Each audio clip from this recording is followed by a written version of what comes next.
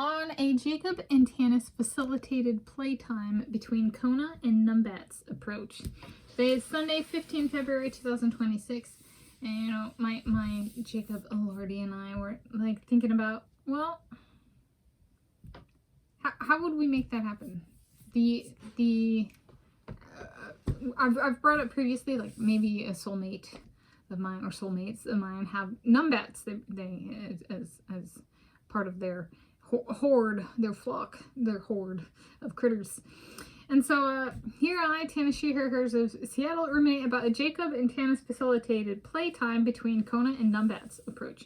So Kona dog is a dog, my parents' dog currently. He was a street dog, and then my parents adopted him. I showed him the day that they got him. It was like 20 October 2021. You got him he's about 2 years of age, so still kind of young. He still lives with us. He's Kona and Coralee Leonhardi. It looks like a mini Australian Shepherd mix. And I don't know if I've shown what a Numbat looks like. So this is the Encyclopedia of World Wildlife by Mike and Peggy Briggs. And they have Numbats are a beautiful Australian species, and they're about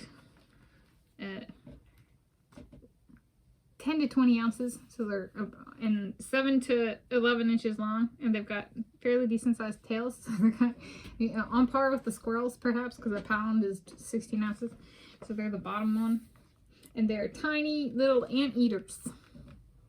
So a 1 pound anteater that just scurries around and it runs.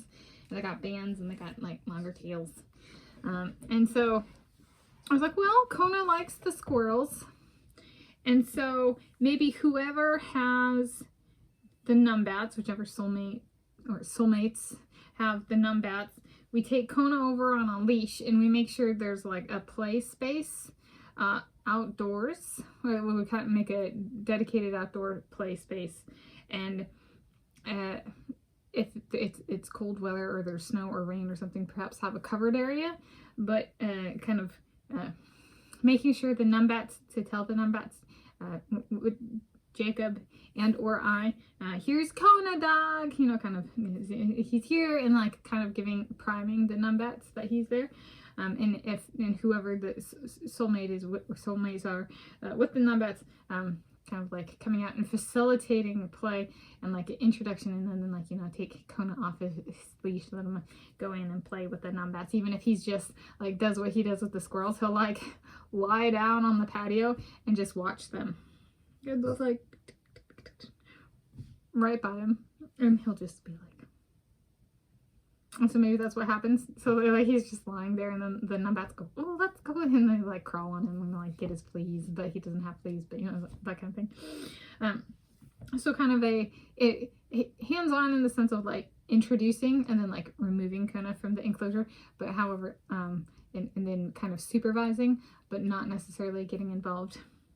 And then if Kona needs to be kind of physically like, whoa there, doggy, Jacob, my Jacob Leonhardi might be the one to do that since he's a little bit bigger than me. I'm approximately 5 feet 7.5 inches tall, and he's approximately 6 feet 5 inches tall. So I'll be on Numbat pickup duty, and he'll be on Kona pickup duty,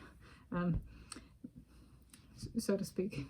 So utilizing our strengths as a our strengths as a strength, our physical strengths as like the corresponding strength space. I got the 1 ounce anteater, honey. You get the 40-pound dog. So there we go. That's on a Jacob and Tanis facilitated playtime between Kona and Numbats approach.